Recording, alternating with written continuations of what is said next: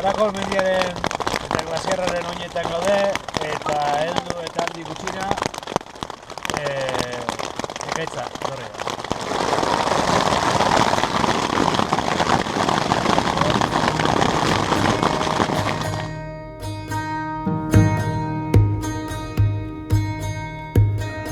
Kirgistan mendiz beteriko herrialdea da, itsasertzi gabekoa, erdialdeko Asian kokatua.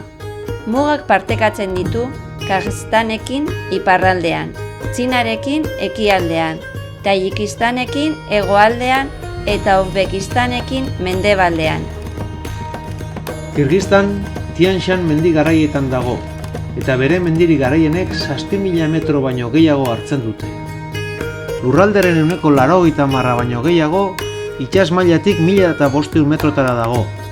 Herrialdearen azaleraren 80% menditsua da, eta nekazaritza herriaren 20% baino ezin da egin.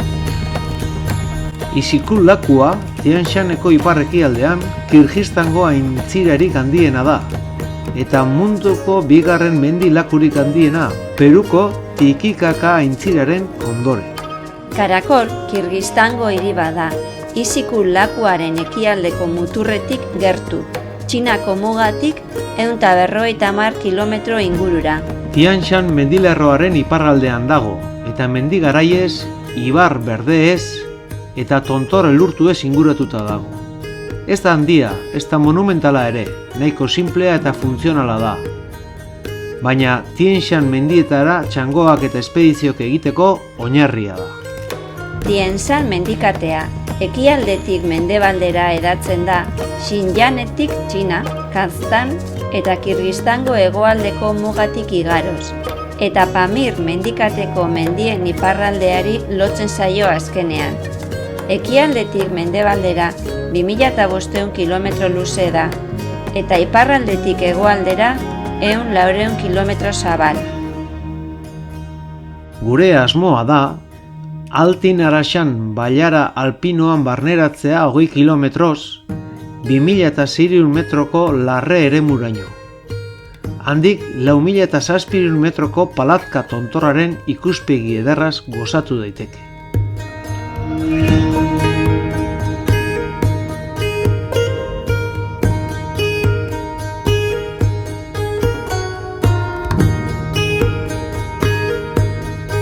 Kirgiz hartzaileek bere ohiko jurten artean kanpatzen utzi digute.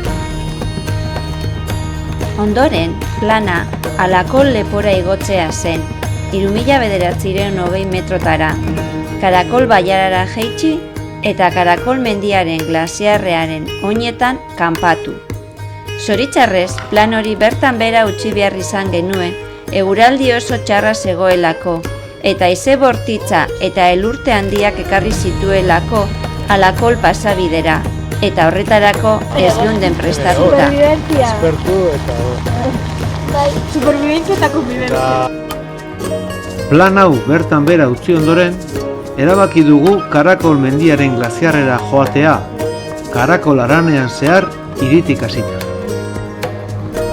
Karakol trazatu laukidun hiria da, jatorria errusiarra islatzen duten etxadi lauki zuzenetan antolatua. 1869an sortu zen guarnizio militar gisa eta Tian Shan mendietara espedizioak egiteko abiapuntu gisa. Gaur egun izaera ordenatu eta funtzional hori gordetzeaz gain, ez du inolako erakargarritasun turistikorik, baina funtsezko papera betetzen du guretzat, janaria hornitzeko, ekipoa berrantolatzeko eta trekin baten eta bestearen artean, ohean atseden hartzeko gure oinarria da, mendietan berriro sartu aurretik. Eraikin zahar batzuek izek, errusiarrek eta txinatarrek eginda, erakarpen arkitektoniko bakarrak bi dira. Dungan mezkita, Txinako Dungan musulmanek sortuta, egurrez eraikita hiltzerik gabe, eta pagoda budista baten estiloarekin.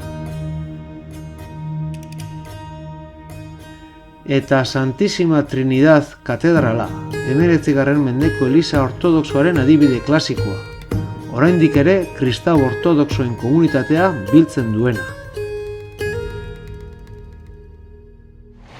Eguraldia oso aldakorra zen, bidea oso luzea, eta gainera jakinik ibilaldiaren zatirik zakarrena zela, lehenengo 15 kilometroak egiteko UAS Hunter lur orrotako bat alokatu genuen.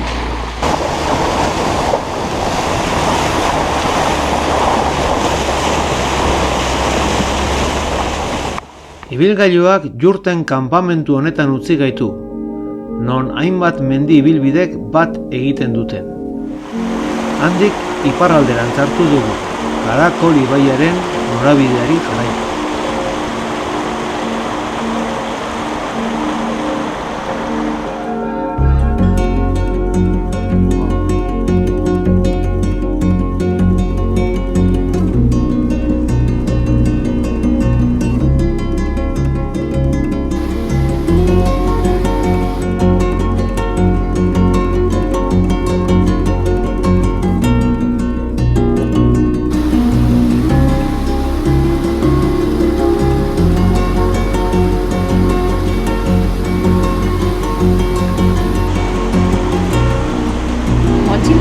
Eguneko ibilaldirako behar den guztia daramagu.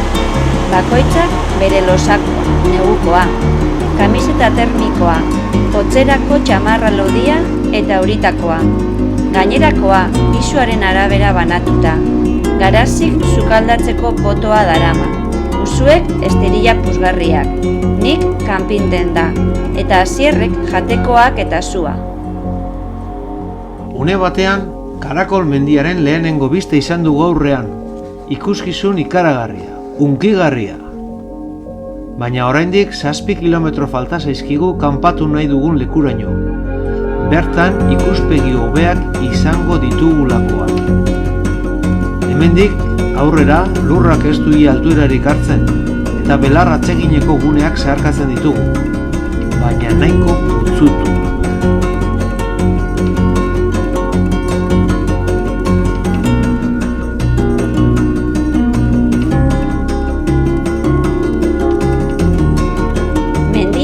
Eta glaziarraren aurrez aurre gaude, leku polita kanpatzeko. Tamalez, lurra oso putzutua da erreka ondoan. Ez dago leku asko non jarri. Lekurik lehorrenak morrena baten azpian daude, eta horrek harri jauzien beldurra eman digu. Ei, lortu dugu! Karakol mendiaren oinetara heldu gara. Bai? Glaziarra daukagu hemen. Aupa, txapelduna! Aupa! Bat, bi, hiru, aupa, txapelduna! Gu gara gu! La la la la la la. Motxilakin, garazi? Bai, lau ordu, Lau ordu. Txiki. Eta hemen akampatuko dugu gaur gauean. Eta, bueno, gero, orain lainotzen ari da, baina gero garbitzen den berri doz, hemen garbitu, lainotu. Hainbat aldiz egiten du. Eta gero, araño ibiltzen joaten gara, glaziarra ikutzen. Bega! A ber, gaura pasatzen dugu. Janaria prestatzen azkar hasi gara. Glaziarraren muinera joan etorriko ibilbidea egin nahi dugulako, euria hasi baino lehen. Bueno, Karakol mendiaren eta glaziarraren oinetan gaude, eta heldu eta aldi gutxira ekaitza, horri da. Zizkistanen ekaitzak montatzen dira berean. Gero pasatuko da, eta igual sekulako goti da, pasatuko berriz, baina dana ilur dago, eta zuten da. Kafetxo bat prestatu dugu. Beldurgarriena izan da, aldamenetan ditugun morrenan, harrien erorketa entzutea. Pare bat ordu iraundu ekaitzak. Lurra oraindik pututsuago dago, temperaturak asko jaitsi du. Eta beranduegi da. Beraz, hemen geratzea besterik ez zaigu geratzen. Paisaia bikain honi, so. Arratzaldea da eta ekaitza botado, baina hotz egiten du. Eta hementxe gaude akampatuta. Piko, zeizen alkarren? Karakol pik mendia. Pik Karakol. Gau lasaia pasa ondoren, bueltako bidea egiteko prestatzen gara. Laizter, eguraldiak okerrera egingo duela badakigu eta